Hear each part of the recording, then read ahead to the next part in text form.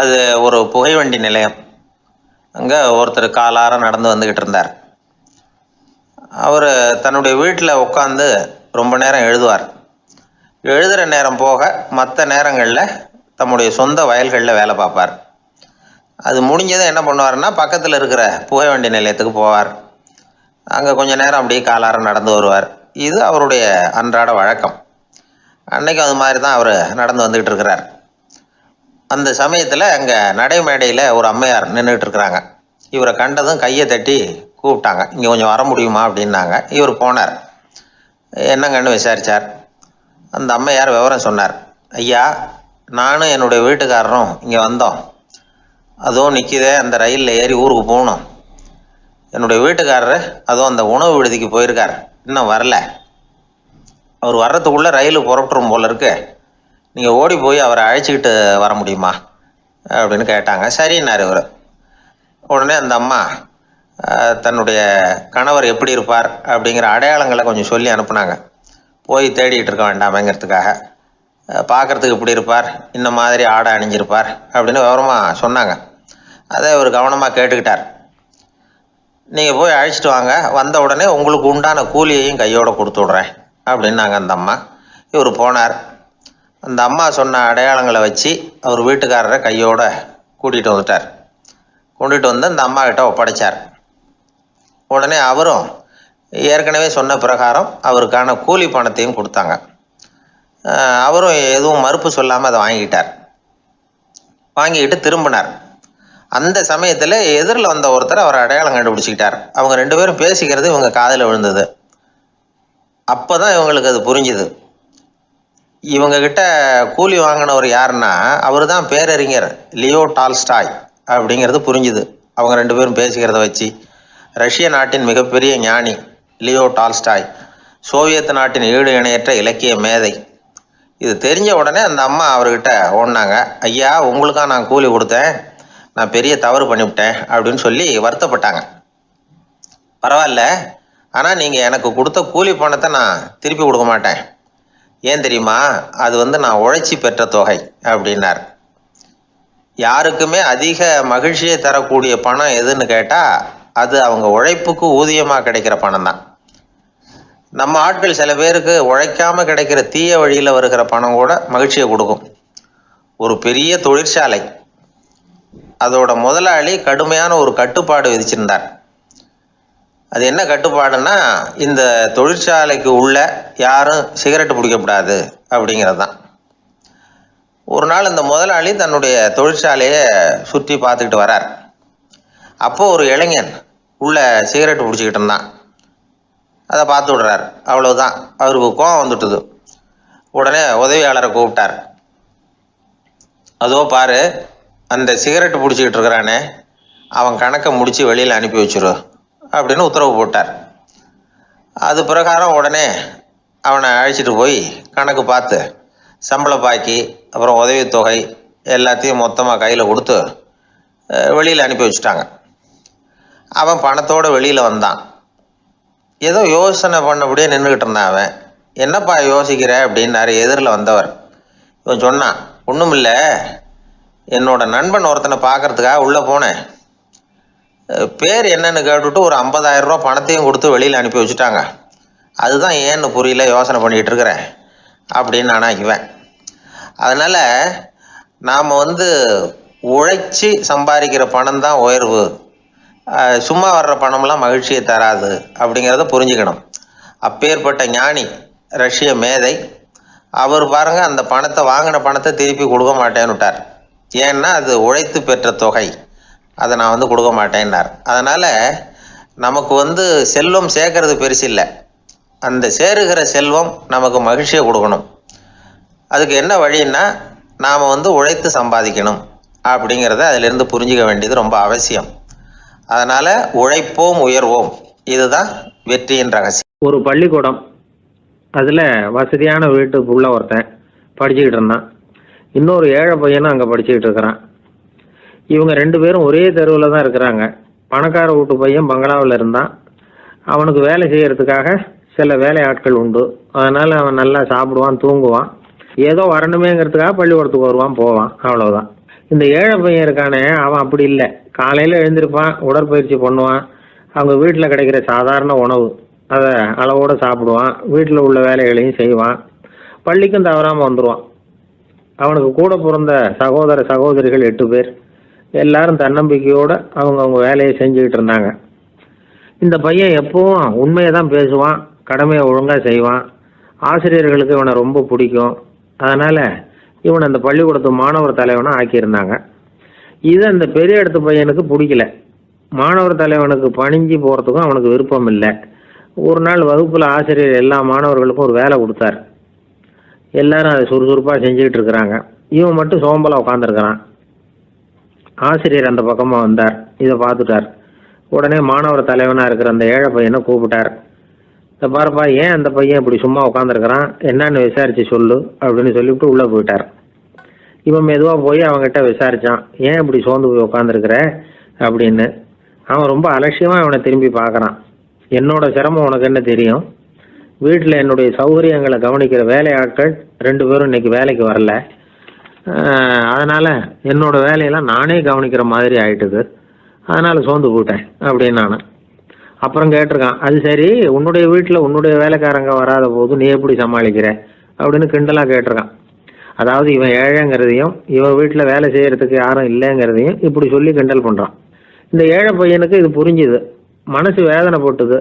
இருந்தாலும் வெளியில் காட்டியாமல் சிரிச்சுக்கிட்டே சொன்னானா, எனக்கு அந்த கவலையே கிடையாது. என்னுடைய உதவிக்கு நான் நினச்ச உடனே என்னுடைய காரியத்தை செய்கிறதுக்கு 8 பேர் எப்பவும் தயாராக இருப்பாங்க அப்படின்னு நான். இவன் இப்படி சொன்னதும் அவனுக்கு ஒரு மாதிரி ஆகிட்டு தான். தலையை குனிஞ்சிக்கிட்டே போயிட்டான். உள்ளே உட்காந்துருந்த ஆசிரியர் காதில் இது விழுந்தது. உடனே இந்த ஏழை பையனை உள்ளே கூப்பிட்டு போனார். கேட்டார், என்னப்பா அப்படி சொல்கிற? இவன் பொய் சொல்ல மாட்டாங்கிறது அவருக்கு தெரியும். அவனை சமாளிக்கிறதுக்காக இப்படி ஒரு பொய்யை சொல்லியிருப்பாங்கிறதையும் அவரால் ஏற்றுக்க முடியல. ஏன்பா, நீ நினைக்கிற காரியத்தை செய்ய 8 பேர் தயாராக இருக்கிறதா சொன்னியே, உன்னுடைய சகோதர சகோதரிகளை குறிப்பிட்டு அப்படி சொன்னியா அப்படின்னு கேட்டார். இல்லைங்க ஐயா, நான் அவங்கள குறிப்பிட்டு அப்படி சொல்லலைன்னா. அப்படின்னா பொய் சொன்னியா? இந்த சின்ன விஷயத்துக்கு அப்படி பொய் சொல்லலாமான்னார். ஐயா, நான் பொய்யும் சொல்லலைன்னா. இவன் அப்படின்னா நீ சொன்னதுக்கு என்ன அர்த்தம்னார். இப்போ அந்த பையன் சொல்கிறான், ஐயா, நான் நினைக்கிறத செய்து முடிக்க என் கூட இருக்கிற அந்த 8 பேர் யாருன்னா 2 காலு 2 கை, வாய், மூக்கு, கண்ணு, காது, ஆக மொத்தம் 8. இவங்க தான் இந்த வேலை ஆட்கள். நான் சொல்கிறத செய்யறதுக்கு, நான் சொல்கிறத கேட்கறதுக்கும் செய்யறதுக்கும் அவங்க எப்பவும் தயாராக இருக்காங்க. அந்த அளவுக்கு என்னுடைய பயிற்சிகள், பழக்க வழக்கங்கள் மூலமாக அவங்கள நல்ல நிலைமையில் வச்சிருக்கிறேன் அப்படின்னா. இந்த கதையை சுவாமி சின்மயானந்தர் சொல்கிறது வழக்கம். இயற்கை நமக்கு கொடுத்துருக்கிற வேலையாட்கள் இந்த 8. இவங்களை நல்ல முறையில் வச்சிருந்து வேலை வாங்க வேண்டியது நம்முடைய கடமை. அந்த கடமையை ஒழுங்காக செஞ்சுக்கிட்டு வந்தால் வாழ்க்கையில் வெற்றி நிச்சயம். இல்லைன்னா குழப்பம்தான். புத்தி சரியாக இல்லைன்னா இந்த வேலையாட்கள் நாம் சொல்கிறத கேட்க மாட்டாங்க. ஒருத்தன் குடி போதையில் தள்ளாடி தள்ளாடி போய் ஒரு மரத்தில் முட்டிக்கிட்டானான். தலையில் கட்டு போட்டுக்கிட்டு மறுநாள் வந்திருக்கான். ஏன்டா இப்படி பண்ணுறேன்னு கேட்டிருக்காங்க. நான் ஒதுங்கி போன்னு தான் சொன்னேன், அது கேட்கல அப்படின்றான். எது கேட்கல? உன்னோட காலா அப்படின்னு கேட்டிருக்காங்க. இல்லைங்க, அந்த மரம் அப்படின்னு நானா. கணவன் மனைவி அன்பாக இருக்கணும், ஒருத்தர் நல்லா புரிஞ்சுக்கணும், விட்டு கொடுக்குற மனப்பான்மை வேணும். அதுதான் ஒரு நல்ல குடும்பம். இன்றைக்கி பல குடும்பங்களில் அர்த்தமில்லாத சண்டைகள் தான் அதிகம். கிராமப்புறங்களில் வேடிக்கையாக ஒரு கதை சொல்லுவாங்க. ஒரு ஊரில் ஒரு ஆள் இருந்தான், வேலை வெட்டி இல்லாமல் சும்மாவே இருந்தான். அவனுக்கு கல்யாணம் பண்ணி வச்சாங்களாம். மனைவி வந்து சேர்ந்தா, சும்மாவே உட்காந்துருக்கிறியே, ஏதாவது சம்பாதிக்கிற வழியை பாரு அப்படின்ட்டுருக்கா. அதுக்கு தான் யோசனை பண்ணிகிட்டு இருக்கிறேன், ஒரு அருமையான ஐடியா அப்படின்னு நானா. என்ன அது சொல்லு அப்படின்ட்டுருக்கா. அவ ஒரு ஆட்டுக்குட்டி வாங்க போகிறேன்ருக்கான். அதை வாங்கி என்ன பண்ண போகிறேன்னா, அந்த குட்டி வளரும், பெருசாகும், அதுக்கப்புறம் அது நிறைய குட்டி போடும் அப்படின்ட்டுருக்கான். சரி, அப்புறம் என்ன, அதையெல்லாம் சந்தையில் கொண்டுட்டு போய் விற்றுவிட்டு அந்த காசுக்கு ஒரு எருவு மாடு வாங்கலாம். சரி, அது எதுக்கு? எருவு மாடு நிறைய பால் கொடுக்கும், அதை கொண்டுகிட்டு போய் பால் பண்ணையில் கொடுப்பேன், அல்லது நானே விற்றுருவேன், கை நிறைய காசு கிடைக்கும். அதுக்கப்புறம் ஒரு பசுமாடு வாங்குவேன், பாலையும் விற்கலாம், நாமளும் காய் போட்டு சாப்பிட்லாம், இப்படிலாம் சொல்லியிருக்கான். அப்போ அந்த பொண்ணு சொல்லிச்சான், அடுத்த தெருவில் இருக்கிற எங்கள் அம்மா வீட்டுக்கும் கொஞ்சம் பால் கொடுத்து அனுப்பலாம் அப்படின்ட்டுருக்கா அந்த பொண்ணு. இந்த இடத்துல கணவனுக்கு கோவம் வந்துட்டுது. அது எப்படி உங்கள் அம்மா வீட்டுக்கு எதுக்கு கொடுக்கணும், அதெல்லாம் முடியாதுன்றிருக்கான். இந்த இடத்துல சண்டை ஆரம்பமாயிட்டுது. கொஞ்ச நேரத்தில் ரெண்டு பேரும் சத்தம் போட ஆரம்பிச்சிட்டாங்க. கடுமையான சண்டை நடக்கிறத பக்கத்து வீட்டுக்காரன் காதில் வாங்கினான். அவன் ஓடியாந்தான். அவனுக்கு தெரியும் வாங்காத மாட்டுக்காக இப்படி சண்டை போட்டுக்கிட்டு இருக்கிறாங்கங்கிறது அவனுக்கு புரியும். அவன் ஓடி வந்து சொன்னான், ஏண்டா உன்னோட பசுமாட்டை ஒழுங்காக கட்டி போடக்கூடாதான்னு இருக்கான். என்னடா சொல்கிறேன்னா இவன், உன் மாடு என் தோட்டத்தில் வந்து மேய்ஞ்சுட்டுது, பயிரெலாம் நாசமாயிட்டுது, 10,000 ரூபா அளவுக்கு சேதம், அதை வாங்கிட்டு போகிறதுக்கு தான் வந்தேன், குடுறா 10,000 நானா. இவன் அரண்டு போயிட்டான். அப்புறம் சொன்னான், டேய் நான் இன்னும் மாடே வாங்கலையே, அதுக்குள்ளே அது வந்து எப்படிடா உன் தோட்டத்தில் மேயும், என்னடா உளர்றேன்னு இருக்கான். நீ தாண்டா இப்போ உளறிக்கிட்டு இருக்க, மாடே வாங்கலை, அதுக்குள்ளே எப்படிடா வந்து உன்னுடைய மனைவி அவங்க அம்மா வீட்டுக்கு பால் கொடுத்து அனுப்ப முடியும் அப்படின்னு அவன் கேட்டானா. நம்மளுக்கு இப்போ தான் புத்தி வந்துதான். அர்த்தமே இல்லாத சண்டை போட்டுக்கிட்டு இருக்கிறோம் அப்படிங்கிறத அவன் புரிஞ்சுக்கிட்டானான். இது நம்ம முன்னோர்கள் சொல்லியிருக்கிற ஒரு கதை. சண்டையில் தான் அர்த்தம் இல்லையே தவிர கதையில் அர்த்தம் உண்டு. அதாவது இல்லாத விஷயங்களுக்காக சண்டை போட்டுக்கிட்டு இல்லறத்தை வீணாக்கிக்கிட்டு இருக்கிற மனிதர்கள் இன்றைக்கும் நிறைய பேர் இருக்கிறாங்க. ஒருத்தன் தன்னுடைய மனைவியை பற்றி மாமனார்கிட்ட புகார் சொன்னானா, மாமா உங்கள் பொண்ணு அர்த்தமில்லாத சண்டை போடுறா, எதுக்கு எடுத்தாலும் எடுத்தெறிஞ்சு பேசுகிறா அப்படின்ட்டுருக்கான். நீ எப்படி மாப்பிள்ளை அதை சமாளிக்கிற அப்படின்னு கேட்டிருக்காரு அவர். அவள் எடுத்தெறியறது என் மேலே படாமல் ஒதுங்கி நின்றுக்கிறேன் அப்படின்னு நானா இவன். ஒரு பெரிய காடு, அந்த காட்டுக்கு மத்தியில் ஒரு ஆசிரமம். அங்கே ஒரு முனிவர் இருந்தார். பல இடங்கள்லேருந்து வர்ற குழந்தைகளுக்கு அவர் வந்து பாடம் சொல்லி கொடுத்துக்கிட்டு இருக்கிறார். ஏழை பணக்காரர் அப்படிங்கிற வித்தியாசம்லாம் கிடையாதுங்க.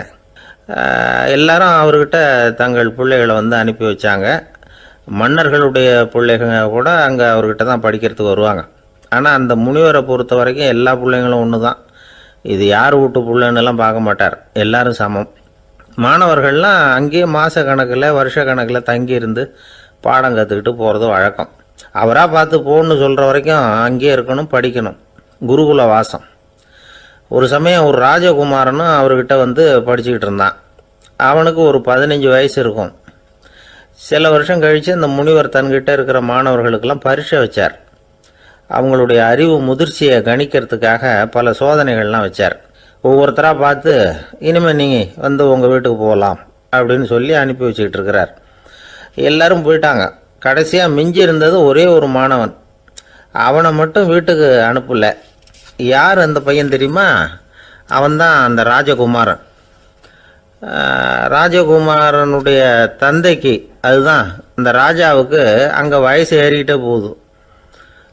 என்ன இது படிக்க போன பையன் இன்னும் திரும்பி வரலையே அப்படின்னு நினச்சார். வந்துட்டா சீக்கிரமாக அவனுக்கு பட்டம் கட்டிவிட்டு நாம் விலகிக்கலாமே அப்படின்னு நினச்சார். கல்யாணம் வேறு பண்ணி பார்க்கணும் பையனுக்கு. ஆனால் பையன் வர்ற வழியை காணும். ராஜா பார்த்தார். சரி நேர்லேயே போய் என்னன்னு தெரிஞ்சுட்டு வந்துடுவோம் அப்படின்னு காட்டுக்கு புறப்பட்டார். அங்கே போய் முனிவரை பார்த்தார். முனிவர் வந்து இவரை அன்பாக வரவேற்று உட்கார வச்சார். அதுக்கப்புறம் ராஜா மெதுவா, எல்லாரையும் வீட்டுக்கு அனுப்பி வச்சுட்டிங்களாமே, ஏன் பிள்ளைய மட்டும் அப்படின்னு சொல்லி மெதுவாக இழுத்தார். முனிவர் வந்து இதுக்கு உடனே பதில் சொல்லலை. ராஜாவை கூப்பிட்டுட்டு போய் விருந்தினர் குடிசையில் தங்க வச்சார். அதுக்கப்புறம் சொன்னார், உங்கள் மகன் வந்து எல்லா பாடங்கள்லேயும் முதல் இடம் வாங்கியிருக்கான். இப்படி முதலாவதாக வர்ற மாணவனுக்கு நாங்கள் இன்னொரு தேர்வு வைக்கிறது வழக்கம். அதுலேயும் அவன் வந்து முதலாவதாக வந்துட்டான்னா அவன் ஒரு பெரிய வித்வான் அப்படிங்கிற கௌரவத்தை அடைஞ்சிருவான் அப்படின்னார். அதாவது முனிவர் அப்படி சொல்கிறார். அப்படி சொல்லிவிட்டு போயிட்டார் அவர். ராஜா அங்கேயே தங்கிட்டார். ராத்திரி படுத்து தூங்கினார். காலையில் எழுந்திரிச்சு அந்த குடிசைக்கு வெளியில் வந்தார் பல்லு விளக்கிறதுக்காக. அந்த சமயத்தில் தூரத்தில் ஒருத்தன் ஒரு கையில் கோடாலியை வச்சுக்கிட்டு தலையில் ஒரு பெரிய விறகு கட்டை சுமந்துக்கிட்டு வந்துக்கிட்டு இருக்கிறது மாதிரி தெரிஞ்சுது. யாராவது விறகு வெட்டியாக இருக்கும் அப்படின்னு நினச்சார் ராஜா. கிட்ட வந்ததும் உத்து பார்க்குறாரு. பார்த்தா அது தன்னோட புள்ள. திகைச்சு போயிட்டார். என்ன இது, ஒரு ராஜகுமாரனை கூட இது மாதிரி வேலையெல்லாம் செய்ய சொல்கிறாங்களே அப்படின்னு நினச்சார். ராஜகுமாரன் வந்து விறகு கட்டை கொண்டுகிட்டு போய் கொல்லை பக்கம் வச்சான். அந்த சமயம் முனிவர் அங்கே வந்தார். என்ன மகனே, விறகு வெட்டிட்டு வந்துட்டியா? சரி, இப்போ வந்து ஒரு துடைப்பத்தை எடுத்துக்கோ, விருந்தினர் குடிசையின் வாசல் பக்கத்தை கூட்டி பெருக்கி சுத்தம் பண்ணு போ அப்படின்னார். அப்படியே செய்கிறேன் குருவே அப்படின்னு சொல்லிவிட்டு போனான். சுத்தம் பண்ண ஆரம்பிச்சிட்டான். ராஜா பார்த்தார் இதை. உடனே ஓடியாந்தார். மகனே, என்ன காரியம் பண்ணுற? துடைப்பத்தை கீழே போடுனார். இப்போ அந்த ராஜகுமாரன் சொல்கிறான், தந்தையே, இது வந்து என்னுடைய குருதேவரோட உத்தரவு. இங்கே வந்து நான் ஒரு மாணவன். இங்கே அரசனும் ஒன்று தான், ஆண்டியும் ஒன்று தான். குருதேவர் சொல்கிறத மறுக்காமல் செய்கிறது தான் எங்கள் கடமை அப்படின்னா. இந்த சமயம் முனிவர் அங்கே வந்தார். இவனை முதுகில் தட்டி கொடுத்தார். அப்புறம் ராஜா கிட்ட சொன்னார், அரசே, உங்கள் புள்ள எங்கள் கடைசி தேர்வுலேயும் வெற்றி பெற்றுட்டான். பணிவு தான் மாணவர்களின் மிக உயர்ந்த குணம். குருநாதர் சொல்கிறது மனசுக்கு பிடிக்கலைன்னா கூட மறுக்காமல் செய்யணும். அப்படி செய்கிறதுனால எதை செய்யலாம் எதை செய்யக்கூடாது அப்படிங்கிற விவேகம் அவங்களுக்கு வந்துடும். செய்யக்கூடாததை கூட பெரியவங்க சொல்லிவிட்டா செஞ்சு தான் ஆகணும் அப்படிங்கிற பணிவு அவங்களுக்கு வந்துடும். இந்த குணம் வந்துட்டுதுன்னா அவங்க எத்தனை கடினமான வேலையாக இருந்தால் கூட ரொம்ப சுலபமாக செஞ்சு முடிச்சிருவாங்க. தூக்கத்திலேயும் அப்புறம் துக்கத்திலேயும் தோண்டு போட மாட்டாங்க. இந்த பணிவும் விவேகமும் அவங்கக்கிட்ட மன உறுதியை ஏற்படுத்தும். அந்த உறுதி உங்கள் பையனுக்கு வந்தாச்சு. இனிமேல் அவனை நீங்கள் அழைச்சிட்டு போகலாம். அவன் நிச்சயமாக பேரும் புகழும் பெறுவான் அப்படின்னார். ராஜா அவரை பார்த்து, குருதேவா, புரிஞ்சுக்கிட்டேன், என்னை மன்னிக்கணும் அப்படின்னாரு. அதுக்கப்புறம் மகனை அழைச்சிக்கிட்டு நாட்டுக்கு திரும்பி வந்துட்டார். இந்த கதையை இன்று ஒரு தகவலில் சொல்லுங்கள் சார், உங்கள் நிகழ்ச்சியில் சொல்லுங்கள் சார் அப்படின்னு சொல்லி மாணவர்கள் கேட்டால் பணிவாக இருக்கிறது எப்படி அப்படிங்கிறத புரிஞ்சுக்குவாங்க அப்படின்னு சொன்னார் ஒருத்தர். சரி சொல்லுவோம், அதுக்கு முன்னாடி நேர்லேயே ஒரு பையன்கிட்ட சொல்லி பார்க்கலாமே அப்படின்னு தோணுச்சு. உடனே ஒரு பையனை கூப்பிட்டோம். ஏன்பா, உங்கள் வாத்தியார் உனக்கு இது மாதிரி ஒரு பரீட்சை வச்சா என்ன பண்ணுவேன் அப்படின்னு கேட்டோம். நானும் அப்படி தான் சார் நடந்துக்குவேன், விறகு வெட்டுவேன், தொடப்பத்தினால கூட்டி சுத்தம் பண்ணுவேன், உடனே செஞ்சு முடிச்சிருவேன் சார் அப்படின்னா. பலே பரவாயில்லையே அப்படின்னோம். ஆமாம் சார், அப்படி செஞ்சால் தானே வீட்டுக்கு அனுப்புவார், இல்லைன்னா இன்னொரு வருஷம் இங்கேயே இருந்து படின்னு சொல்லி விடுவார், அதனால் அப்படி செய்வேன் அப்படிங்கிறான் அந்த பையன். ஜெருசலேம் அங்கே உள்ள ஒரு தேவாலயம். அதில் உள்ள பலிபீடத்தின் முன்னாடி ஒரு பெட்டி உண்டு. அது காணிக்கை பெட்டி. ஆலயத்துக்கு வர்றவங்க பிரார்த்தனை பண்ணிவிட்டு திரும்பி போகிற சமயத்தில் அந்த பெட்டியில் காணிக்கை போடுவாங்க. அவங்களால எவ்வளவு முடியுமோ அவ்வளவு போடுறது வழக்கம். அவங்கவுங்க வசதிக்கு தகுந்த மாதிரி போடுவாங்க. வசதி உள்ளவங்களாக இருந்தாலும் சரி, வசதியே இல்லாத வறியவர்களாக இருந்தாலும் சரி, ஆலய காணிக்கை பெட்டியில் காசு போடுறது அவங்களுக்கு ரொம்ப பெருமையான ஒரு செயல்.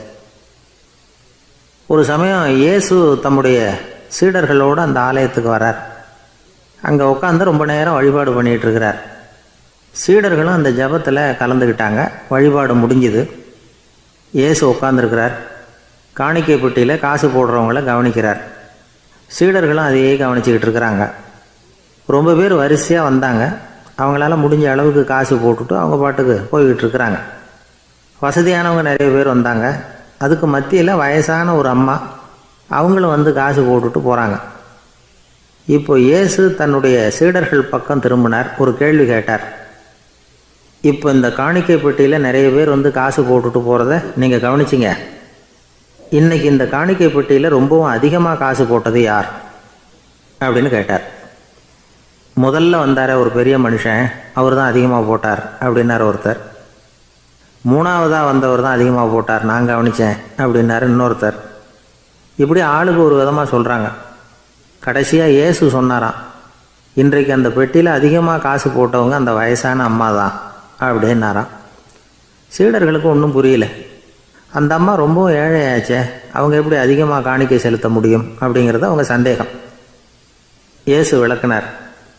நிறைய பேர் வந்தாங்க, நிறையவே காசுகள் போட்டாங்க, அது உண்மைதான். ஆனாலும் அந்த அம்மா என்ன பண்ணாங்க கவனிச்சிங்களா? வந்தாங்க, தன்னுடைய காசு பையை திறந்தாங்க, அப்படியே கொட்டுனாங்க. அதில் இருந்தது 2 காசுகள் தான். அந்த 2 காசும் காணிக்கை பெட்டியில் விழுந்துட்டுது. மற்றவங்கள்லாம் தங்கள்கிட்ட இருந்த செல்வத்தின் ஒரு சிறு பகுதியை எடுத்து பெட்டியில் போட்டாங்க. ஆனால் இந்த அம்மா தன்கிட்ட என்ன இருந்ததோ அதை அப்படியே போட்டுட்டாங்க. தன்னுடைய பிழைப்புக்காக வச்சுருந்த அவ்வளவையும் இழக்கிறதுக்கு தயாராகிட்டாங்க. அவ்வளவு தாராள மனசு அவங்களுக்கு. அதனால் அவங்க செலுத்தின காணிக்கை தான் அளவில் அதிகம் அப்படின்னார். விலை மதிப்பில்லாத முத்து புதையல் ஒருத்தனுக்கு கிடைக்க போகுதுன்னு வச்சுக்கோங்க. அதன் மதிப்பை உணர்ந்தவன் என்ன பண்ணுவான்? அதை அடையிறதுக்காக தன்கிட்ட இருக்கிற எதையும் கொடுக்கறதுக்கு தயாராக இருப்பான் இல்லையா? அது மாதிரி தான் இதுவும் அப்படின்னார். உலக மதிப்பீடுகளை துரும்பா தூசியாக மதித்து அதையெல்லாம் உதறி விடுகிறவன் இறையருள் அப்படிங்கிற இணையில்லாத செல்வத்தை பெறுகிறான் அப்படிங்கிறது இதில் உள்ள கருத்து. இறைவனுக்காக இழப்பதுன்னா துன்பப்படுகிறவர்களுக்காக, ஏழைகளுக்காக, ஏதுமற்றவர்களுக்காக இழப்பது அப்படின்னு அர்த்தம். உங்கள் அயலானுக்கு நீங்கள் என்ன உதவி செய்தாலும் அதை எனக்கே செய்கிறீர்கள் அப்படின்னு இயேசு சொல்லியிருக்கிறார். அடுத்தவங்களுக்கு உதவணுங்கிற குணம் இன்றைக்கி ரொம்ப குறைஞ்சி போச்சு. ஒருத்தன் வாழைப்பழத்தோல் வழுக்கி கீழே விழுந்துட்டான். பக்கத்தில் இருந்த நண்பன் உடனே இவனை தூக்கிக்கிட்டு போய் ஆஸ்பத்திரியில் சேர்த்துட்டான். அதுக்கப்புறம் சொன்னான், நீ அந்த வாழைப்பழத்தோலில் காலை வைக்க போகிறத முன்னாடியே நான் கவனிச்சுட்டேன் அப்படின்னு நானா. அப்படின்னா அப்போவே நீ எனக்கு உதவி செஞ்சுருக்கலாமே அப்படின்னு நானா அவன். நான் டாக்டருக்கு உதவலாம்னு நினச்சிட்டேன் அப்படின்னா இவன். ரொம்ப பேருக்கு கூட்டத்தில் பேசுறதுன்னா பயம். நமக்கு ஒன்றும் தெரியாதுன்னு மற்றவங்க நினச்சிடக்கூடாதுங்கிற எண்ணம் தான் இதுக்கு காரணம். ரொம்ப முக்கியமான ஒரு கூட்டம்னா பயம் அதிகமாக இருக்கும். முக்கியமானவங்கள்லாம் வருவாங்களே, அவங்களாம் நம்மளை பற்றி மட்டமாக நினச்சிருவாங்களே அப்படிங்கிற பயம் வந்துடும். ஆனால் மேடை பேச்சுங்கிறது அவ்வளவு கடினமான ஒரு காரியம் இல்லைங்கிறாங்க அது சம்பந்தமான நிபுணர்கள். யாரும் பேச்சாளர் ஆகலாம், இது ஒன்றும் பெரிய கிஃப்ட்டு கிடையாது அப்படின்னு அவங்க சொல்கிறாங்க. நீங்கள் ஒரு சிறந்த பேச்சாளர் ஆகணுமா அப்படின்னா அதுக்குன்னு சில ஆலோசனைகளை சொல்லி வச்சுருக்கிறாங்க அனுபவசாலிகள். முதல் ஆலோசனை என்னென்னா, உங்கள் பேச்சு எளிமையாக இருக்கணும். ஏதாவது ஒரு கருத்து அல்லது 2 கருத்து சொன்னால் போதும். 20 அல்லது 30 கருத்துக்களை சொல்லிகிட்டே போகக்கூடாது. ரெண்டாவது ஆலோசனை, நீங்கள் என்ன பேச போகிறீங்கிறது முதல்ல உங்களுக்கு நல்லா புரியணும். அதுக்கப்புறம் தான் அதை அடுத்தவங்களுக்கு புரிய வைக்க முடியும். எப்படி ஆரம்பிக்க போகிறோம், எந்த கருத்தை முக்கியமாக வலியுறுத்த போகிறோம், எப்படி முடிக்க போகிறோம் அப்படிங்கிறத முதல்ல நல்லா சிந்தித்து மனசில் வச்சுக்கணும். கடைசியாக என்ன சொல்கிறீங்களோ அதுதான் கேட்குறவங்க மனசில் நிற்கும். மூணாவது ஆலோசனை என்னென்னா, உங்கள் பேச்சு சுருக்கமாக இருக்கணும். ஒரு 15 நிமிஷம் பேசுகிறது ரொம்ப பொருத்தம். மணிக்கணக்கில் பேசிக்கிட்டு இருக்கிறது நல்லதில்லை. நாலாவது ஆலோசனை, நீங்கள் பேசுகிறது உண்மையாக இருக்கணும். உங்களுக்கு உண்மையான அனுபவங்கள் இருக்கும், அதை சொல்லலாம். உங்களுடைய உண்மையான அனுபவங்களை மற்றவங்களோட பகிர்ந்துக்கணும், அதுதான் முக்கியம். ஐந்தாவது ஆலோசனை, ஆரம்பத்தில் கொஞ்ச நேரம் உங்களை பற்றியும் எதிரில் உள்ளவங்களை பற்றியும் சம்மந்தப்படுத்தி ஏதாவது பேசி ஒரு நெருக்கத்தை ஏற்படுத்திக்கணும். ஒவ்வொருத்தரும் இப்போ இவர் பேச போகிறது நம்ம சம்மந்தப்பட்டது அப்படின்னு நினைக்க ஆரம்பிச்சிருவாங்கல்ல, அதுக்கப்புறம் அவங்க கேட்க தயாராகிட்டாங்கன்னு அர்த்தம். எதிரில் உட்காந்துருக்கிற கூட்டத்திலேருந்து 3 பேரை தேர்ந்தெடுங்க. அதாவது வலது பக்கம் ஒருத்தர், நடுவில் ஒருத்தர், இடது பக்கம் ஒருத்தர். அதாவது உங்களை ரொம்ப கனிவாகவும் ஆர்வமாகவும் பார்க்குறவராக பார்த்து தேர்ந்தெடுத்துங்க மனசுக்குள்ளே. நீங்கள் பேசும்பொழுது என்ன பண்ணணும்னா, இவங்களை நேருக்கு நேராக மாறி மாறி பார்த்துக்கிட்டே பேசுனீங்கன்னா நீங்கள் ஏதோ ஒட்டுமொத்த கூட்டத்தையும் பார்த்து பேசுகிறதாக ஒரு உணர்வு அது ஏற்படுத்திவிடும்.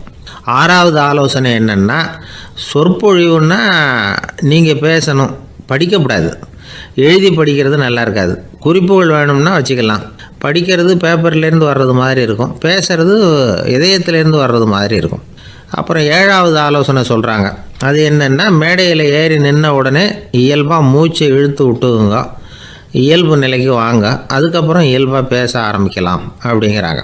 இவ்வளவும் பேச்சு கலையில் வல்லுநர்களாக இருக்கிறவங்க சொல்லுகிற ஆலோசனைகள். இதையெல்லாம் கடைபிடிச்சா நமக்கும் அதுக்கும் வெகு தூரம்னு நினச்சிக்கிட்டு இருந்த ஒன்று இப்போ கிட்டத்தில் நெருங்கி வந்துடும். நாம் சொல்கிறபடியெல்லாம் அது கேட்கும். ஒரு பேச்சாளர், அவருக்கு சுருக்கமாகவே பேச தெரியாது. மேடையில் ஏற்றி விட்டுவிட்டா போதும், ஆரம்பிச்சிருவார், நிறுத்த மாட்டார், பேசிக்கிட்டே இருப்பார். ஒரு தடவை அவர் ஒரு கூட்டத்தில் ரொம்ப நேரம் பேசிக்கிட்டே இருக்கிறார். எதிரில் பொறுமை இழந்த ஒருத்தர் தன்னுடைய கை கடிகாரத்தை காட்டினார். அதை கவனித்த பேச்சாளர், மன்னிக்கணும், கை கடிகாரம் நான் கொண்டுகிட்டு வர மறந்துட்டேன், அதுதான் நேரம் போனதே தெரியல அப்படின்னு சொல்லியிருக்கிறார். இதுக்கு அவர் சொன்னாராம் கோபமாக, ஏய்யா கடிகாரத்தை தான் பார்க்க முடியல, மறந்துட்டேன், பக்கத்தில் மாட்டியிருக்கிற கேலண்டரையாவது பார்க்கக்கூடாதா அப்படின்னாராம். சில பேர் ஆளை பார்த்தா 60 வயசு மாதிரி தோணும். உண்மையான வயசு என்னன்னு பார்த்தா 40 அல்லது 45 சில பேரை பார்க்குறதுக்கு 45 மாதிரி தெரியும், உண்மையிலேயே 65 தாண்டி இருப்பாங்க. ஒரு மனிதனுக்கு 2 வகையான வயது உண்டுங்கிறார் ஓஷோ. அதாவது உடம்புக்குன்னு ஒரு வயசு, மனசுக்குன்னு ஒரு வயசு. முதல் உலக மகாயுத்தம் நடந்தது இல்லையா, அது முடிஞ்சதுக்கு அப்புறம் முதல் தடவையாக மனிதனின் மூளை வளர்ச்சியை பற்றி மனநல வைத்தியர்கள் ஒரு கணக்கெடுப்பு சோதனை நடத்தினாங்களாம். அது வரைக்கும் மனிதனுக்கு 2 வகையான வயது உண்டுன்னு யாரும் சிந்திச்சதே இல்லையா.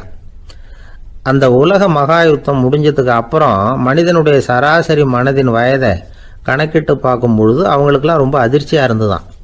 ஏன்னா அது ரொம்ப பின்தங்கிய நிலையில் இருந்திருக்கு, வளர்ச்சி அடையாத நிலையில் இருந்திருக்கு. அவங்க கண்டுபிடிச்ச பிரகாரம் அப்போ மனசோட சராசரி வயசு என்ன தெரியுமா, 14. அப்படின்னா பார்த்துங்க, உடல் ரீதியாக ஒருத்தரோட வயசு 70 கூட இருக்கலாம், ஆனால் மனசோட வயசு 14 தான். இதுக்கு நேர்மாறாக அமைஞ்சு போச்சுன்னு வச்சுங்க. அதாவது ஒருத்தருக்கு உண்மையிலேயே 14 வயசு, அதாவது உடலோட வயசு 14, அவரோட மனசின் வயசு 70ன்னு வச்சுக்கோங்க. இப்படி அமைஞ்சுட்டுதுன்னா அவர் சீக்கிரம் ஞானத்தன்மை அடைஞ்சிருவார் அப்படின்னு அர்த்தம். இப்போ நமக்கெல்லாம் உடம்போட வயசு மனசோட வயசு ரெண்டும் ஒன்றா இருந்துட்டா அதுவே போதும், அதுவே பெரிய விஷயம். இப்போ எமர்சன் கிட்ட போய் ஒருத்தர் கேட்டாராம், உங்கள் வயசு என்ன அப்படின்னு. அவர் உடனே பதில் சொல்லியிருக்கார், 360 வருஷம் அப்படின்னாராம். கேட்டவர் குழம்பி போயிட்டார். அவர் என்ன சொல்கிறாரு, 360 வயசா? என்ன நம்ம காதில் தான் சரியாக விழலையா? எமர்சன் எப்பவும் உண்மையை பேசுகிற ஒரு சிறந்த அறிவாளி, அவர் இப்படிலாம் பொய் சொல்ல மாட்டாரே அப்படின்னு ஒரு யோசனை பண்ணிக்கிட்டே இவர் மறுபடியும் அவர் கிட்ட போனாராம். ஐயா, நீங்கள் சொன்னது சரியாக என் காதில் விழலை, அதனால் மறுபடியும் கேட்குறேன், உங்கள் வயசு என்ன அப்படின்னாராம். எமர்சன் மறுபடியும் சொல்லியிருக்கிறார், 360 வருஷம்னு. வந்தவருக்கு உண்மையிலேயே அதிர்ச்சியாக போட்டுது. அதுக்கப்புறம் மெதுவாக ஆரம்பித்தாராம், ஐயா நீங்கள் சொல்கிறத என்னால் ஏற்றுக்க முடியாது. எப்படி பார்த்தாலும் இப்போ உங்களுக்கு வயசு ஒரு 60க்கு மேலே இருக்காதுன்னு நினைக்கிறேன் அப்படின்னாராம். நீங்கள் சொல்கிறது சரிதான், அது என் உடம்போட வயசுன்னாராம் எமர்சன். அப்படின்னா ஏற்கனவே நீங்கள் சொன்னது அப்படின்னு கேட்டிருக்காரு, அது என் மனசோட வயசு அப்படின்னாராம். நம்மளை பொறுத்த வரைக்கும் அறிவு தூசு படிஞ்சிருக்கு, அது மாதிரியே அன்பும் மாசுபட்டிருக்கு. இது ரெண்டையும் சுத்தம் பண்ண வேண்டியிருக்குது. அப்போ தான் நாம் சரியான வயசில் வாழ முடியும். ஒரு ஆசாமி இருக்கிறார், அவருக்கு உடம்போட வயசு அதிகம், மனசோட வயசு ரொம்ப குறைச்சல், குழந்தை மாதிரி. அவர் ஒரு ஆஸ்பத்திரியில் படுத்திருக்கிறார். நர்சம்மா எல்லாருக்கும் மருந்து கொடுத்துட்டு போகிறாங்க. கொஞ்ச நேரம் கழித்து திரும்பி வந்தாங்க. அப்போ இவர் அந்த அம்மாவை கூப்பிட்டு சொல்கிறார், இதை பாருங்கள் சிஸ்டர், நீங்கள் எல்லாருக்கும் சின்ன சின்ன மாத்திரையாக கொடுத்துட்டு எனக்கு மட்டும் நீளமான மாத்திரையாக கொடுத்துட்டீங்க. முழுங்கிறதுக்கு ரொம்ப கஷ்டமாக போச்சு. இனிமேல் எனக்கும் சின்ன மாத்திரையாக கொடுங்க சிஸ்டர் அப்படின்னாராம். அந்த அம்மா உடனே அதிர்ச்சியாகி தலையில் அடிச்சுக்கிட்டாங்களாம். நான் கஷ்டப்பட்டு மாத்திரையை முழுங்கினத்துக்கு நீங்கள் ஏம்மா தலையில் தட்டிக்கிறீங்க அப்படின்னு கேட்டிருக்காரு இவர். இதுக்கு அவங்க சொல்லியிருக்கிறாங்க, நான் உங்களுக்கு கொடுத்துட்டு போனது மாத்திரை இல்லைங்க, அது தெர்மாமீட்டர் அப்படின்னாங்களாம். ஒரு விவசாயி விதைக்கிறதுக்காக வயல்வெளி பக்கம் போகிறார். விதைகளை அள்ளி வீசினார். அப்போ என்ன ஆச்சுன்னா, சில விதைகள் பாதை ஓரத்தில் விழுந்தது, சில விதைகள் முள் செடிகள் மண்டி இருந்த புதருக்கு இடையில் விழுந்தது, சில விதைகள் நல்ல நிலத்தில் விழுந்தது. பாதை ஓரத்தில் விழுந்த விதை என்ன ஆச்சுன்னா, அதெல்லாம் பறவைகள் கண்ணில் போட்டுவிட்டுது. உடனே உட்காந்து கொத்தி தின்னுட்டு போட்டுது. அதிகமாக மண் இல்லாத பாறை பகுதியில் விழுந்த விதையெல்லாம் லேசாக வேர் விட்டு முளைக்க ஆரம்பிச்சிது. அதுக்கப்புறம் வேர் கீழேயும் ஆழமாக போக முடியல, மேலேயும் சூரிய வெப்பம் அதிகம் தாங்க முடியல, எல்லாம் காஞ்சி கருகி போட்டுது. புதர் பகுதியில் சில விதைகள் விழுந்தது இல்லையா, முள் செடிகள் காடாக மண்டி போயிருந்தது. அதனால் முளைச்சி வர்ற செடிக்கு நெருக்கடி அதிகமாக போட்டுது, சரியாக வளர முடியல, விளைச்சலும் சரியாக இல்லை. நல்ல நிலத்தில் விழுந்த விதைகள் மட்டும் நல்லா முளைச்சிது, நல்லா வளர்ந்தது, விளைச்சலும் பிரமாதமாக இருந்தது. இந்த கதையை சொல்லிவிட்டு கேட்க செவியுள்ளோர் கேட்கட்டும் அப்படிங்கிறார் இயேசு பெருமான். ஆமாம், இயேசு கடலில் நின்ற படகு ஒன்றில் உட்காந்துருக்கிறார். கடற்கரையில் ஏராளமான மக்கள் உட்காந்துருக்கிறாங்க. அந்த சமயத்தில் தான் இயேசு ஓமைகள் மூலமாக மக்களுக்கு பல உண்மைகளை சொல்லிகிட்டு இருக்கிறார். மக்கள் அந்த கதையை கேட்டுட்டு ஒன்றும் புரியாமல் முழிக்கிறாங்க. அதை கவனித்த இயேசு அந்த ஓமையை விளக்க ஆரம்பித்தார். இதில் அந்த விதைக்கிறவர் தான் இறைவன். அவருடைய வார்த்தைகளை விதைக்கிறார். அந்த வார்த்தைகளை கேட்கிற மக்கள் அந்த விழுந்த விதைகள் மாதிரி 4 வகையானவர்கள். சில பேர் பாதை ஓரத்தில் விழுந்த விதைகள் மாதிரி, இறைவன் வார்த்தைகளை அவங்க கேட்குறாங்க, ஆனால் தீய எண்ணங்கள் செய்கைகள் மூலமாக விதைக்கப்பட்ட வார்த்தைகள் அழிஞ்சு போடுது. இறைவன் வார்த்தைகளை கேட்ட உடனே மகிழ்ந்து போய் உடனே சில பேர் அதை ஏற்றுக்கிறாங்க. இவங்கெல்லாம் அந்த பாறை பகுதியில் விழுந்த விதைகள் மாதிரி. அதனால் இவங்கெல்லாம் வேறு இல்லாதவங்க, கொஞ்ச காலத்துக்கு இறை வார்த்தைகளுக்கு கீழ்ப்படிந்து நடப்பாங்க. அதனால் ஏதாவது இடைஞ்சல் ஏற்பட்டால் உடனே தடுமாறுவாங்க, தங்கள்கிட்ட இருக்கிற நல்ல பண்புகளை விட்டுட்டு பாவ வழிகளுக்கு போயிடுவாங்க. முள் செடிகளுக்கு இடையில் விழுந்த விதைகள் மாதிரி உள்ளவங்க யாருன்னா, இவங்களுக்கு உலக கவலை உண்டு, செல்வத்தின் மீது மயக்கம் உடையவர்கள், உலக ஆசைகள் இவங்களுக்குள்ளே பூந்துடுறதுனால அங்கே இருக்கிற நல்ல பண்புகள் மறைஞ்சு போயிடுது. அதனால் அவங்களும் உபயோகம் இல்லாதவங்களாக ஆயிடுறாங்க. நல்ல மனிதர்கள் நல்ல நிலத்தில் விழுந்த விதைகளுக்கு ஒப்பானவர்கள். இவங்க இறை வார்த்தையை கேட்குறாங்க, அதை ஏற்றுக்கிறாங்க, அவங்களும் நல்லபடியாக வாழுறாங்க, அடுத்தவங்களுக்கும் உபயோகமாக இருப்பாங்க. இதுதான் இயேசு சொன்ன விளக்கம். நல்ல வார்த்தைகளை கேளுங்கள், நல்ல வார்த்தைகளை ஏற்றுக்கொள்ளுங்கள், அடுத்தவங்களுக்கு உபயோகமாக இருங்க. இதுதான் பெரியவங்கள்லாம் நமக்கு சொல்லுகிற உபதேசம். ஒரு அப்பா தன்னுடைய மகனுக்கு உபதேசம் பண்ணார். இதை பாருப்பா, நல்ல வார்த்தைகளை கேட்கணும், எப்போதுமே மகன் அப்பா பேச்சை கேட்குறது நல்லது அப்படின்னாராம். நீ ஏதாவது ஒரு தப்பு பண்ணால் என் தலையில் ஒரு முடி நரைச்சி வெள்ளையாக போடும்பா, நீ செய்கிற ஒவ்வொரு தப்புக்கும் என் தலையில் ஒவ்வொரு முடி வெள்ளையாயிடும் அப்படின்னாராம். பையன் யோசித்தான், அப்பா இப்போ தான் எனக்கு புரியுது, தாத்தாவோட தலைமுடி பூராவும் வெள்ளையாக இருக்கிறதுக்கு என்ன காரணங்கிறது எனக்கு இப்போ தான் புரியுது அப்படின்னானா.